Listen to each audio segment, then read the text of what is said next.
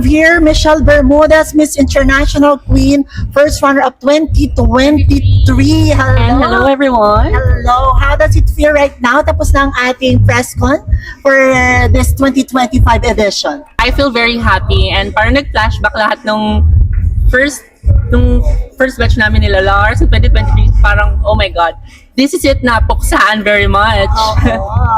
Isa ka sa matunog and the front runner of this pageant. Medyo maingay ang iyong pangalan for you to become not only the candidate for also for you to be a winner. Medyo slight pressure ba ito sa iyo? Super pressure po, pero at the same time, syempre hindi po ako pwedeng magpakakampante kasi yung naging first runner-up ka, tapos sumaba ka ulit, is sobrang pressure po. So, kailangan ko talagang galingan. Tapos, aaralin namin ng team namin kung anong mga dapat gawin para makauwi ang corona.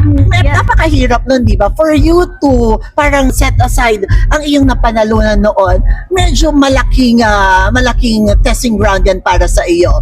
So, how do you cope up with it? We're aiming for our dream kasi. So, kailangan mong mag-step down na kahit first runner-up ka na, para sa dream mo na i-represent ang Philippines sa international stage. For you, ano ang kailangan nating gawin? Pero syempre, mami, secret yon para aabangan nyo.